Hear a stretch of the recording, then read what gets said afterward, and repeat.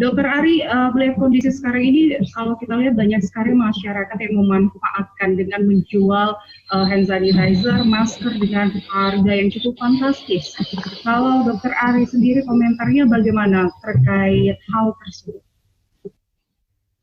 Ya, jadi saya memberikan kesempatan, saya bilang, oleh karena itulah memang anjuran dari presiden kita, ya, kita bilang bahwa stay at home, ya, itu harusnya benar-benar diterapkan, benar-benar kita laksanakan, karena ketika masyarakat ini berada di luar rumah, dia akan menggunakan hal-hal yang lebih kurang sama. Kebutuhan hand sanitizer menjadi meningkat, mereka juga karena keluar pasti juga pakai masker. Nah, ini mesti saya sampaikan bahwa semua negara mempunyai permasalahan yang sama, dan rasanya bahwa kita memang juga tidak bisa ini mengharapkan bantuan atau tempat lain kalau memang juga mereka membutuhkan hal yang sama gitu loh. Jadi oleh karena itulah maka masyarakat harus bijaksana, ya, lebih banyak di rumah saja sehingga tidak menggunakan berbagai hal yang memang sama-sama dibutuhkan oleh tenaga medis, seperti tadi yang saya bilang, masker, hand sanitizer, sekarang juga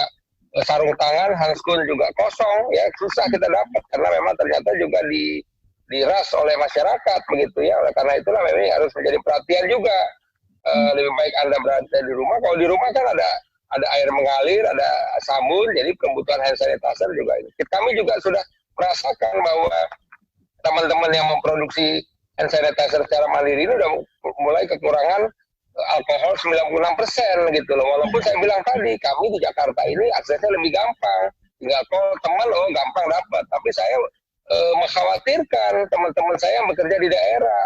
Itu tidak mudah saya rasa untuk mendapatkan hand sanitizer. Jadi ini saya rasa juga berlaku untuk semuanya agar kita tolong deh, maksudnya ketika Anda menggunakan atau melakukan, ya mohon maaf ini sampai penimbunan bahan-bahan yang sebenarnya kita butuhkan, ya berarti Anda juga tidak mempermudah pekerjaan kami, ya, untuk mengatasi permasalahan ini, ya, pasien bermasalah. Dokter Ari, kalau kita melihat memang sekarang juga banyak beredar video pembuatan hand sanitizer di rumah. Hal ini menanggapi dengan kelangkaan yang dirasa masyarakat dan kepanikan juga kalau kita bisa katakan di masyarakat. Dokter Ari sendiri melihatnya, apakah pembuatan hand sanitizer ini cukup aman dengan sejumlah modifikasi yang dilakukan masyarakat seperti membuatnya dengan menggunakan gel aloe vera seperti itu, dan cukup berbeda dari yang diperintahkan, diinstruksikan oleh WHO.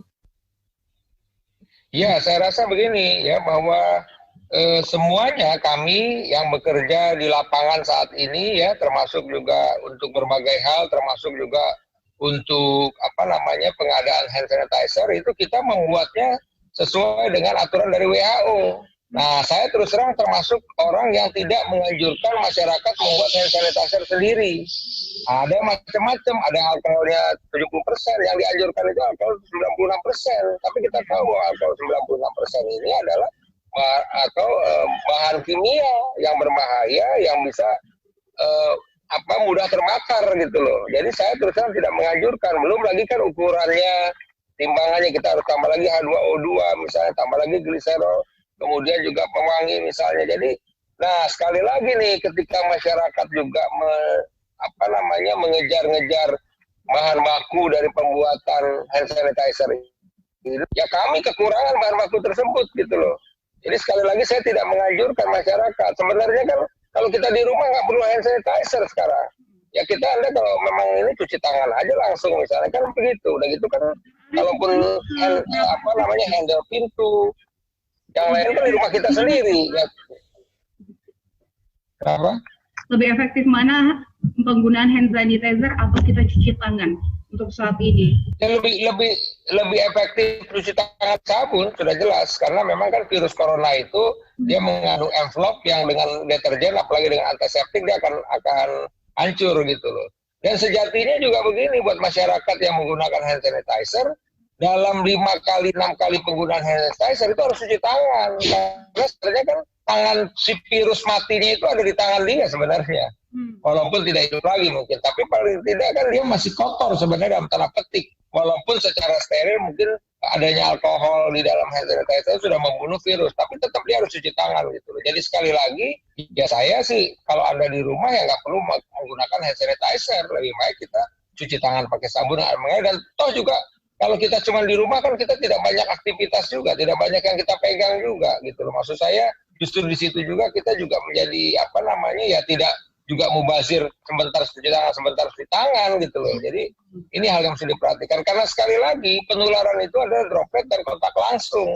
Jadi kalau kita di rumah kan kita bisa mengikuti anak kita, istri, suami, ya paling kalau ada pembantu, ada driver misalnya, atau kita cuma berapa orang, kita bisa lihat ini sehat semua atau tidak. Dan ya, juga saya rasa kan tidak kita juga mesti berkumpul bersama-sama terus gitu loh. Jadi sekali lagi stay at home itu akan lebih bijaksana karena Anda tidak perlu menggunakan berbagai macam, termasuk juga di rumah nggak perlu pakai masker kalau kita di rumah gitu loh sejatinya. Jadi sekali lagi nih dengan kita stay at home itu sebenarnya kita juga apa namanya lebih irit lah gitu ya, dan juga irit yang kebetulan juga di saat ini dibutuhkan oleh para petugas kesehatan yang saat ini sedang berjibaku untuk menolong masyarakat kita yang positif dari COVID-19 ini. Namun Dokter Ari, kalau kita melihat kondisi saat ini tidak memungkinkan semua orang harus stay at home. Ada juga beberapa masyarakat yang harus melakukan pekerjaannya dan harus keluar rumah. Nah, Dokter Ari sendiri himbauan atau saran bagaimana caranya kita yang harus bekerja di luar, tetapi kita tidak pulang ke rumah dan menyebarkan virus, atau kita bisa melindungi keluarga kita meskipun kita harus bekerja di luar. Ya pertama ya termasuk teman-teman di media ya, termasuk saya juga nih kebetulan karena libur hari ini saya tidak keluar rumah ya, besok saya mesti ke rumah sakit lagi. Itu sama kita, yang penting adalah tetap menjaga daya tahan tubuh kita ya kan. Ya kalau sekarang saya rasa memang mesti diatur, kita pulang mesti lebih cepat dari biasanya. Paling tidak kita usahakan tetap kita bisa tidur sehari itu ya. Kemudian juga makan teratur, diusahakanlah kita tetap makan teratur. Kemudian juga bicara soal konsumsi buah dan sayur di Jakarta ini masih banyak sayur dan buah-buahan. Ya, kemudian juga yang penting lagi adalah ya kita menghindari lah tadi itu, menghindari kontak dengan orang, social distancing tadi. Dan tadi kita perhatikan bahwa tangan kita tidak berada di luar rumah gitu loh, yang memang harus diperhatikan.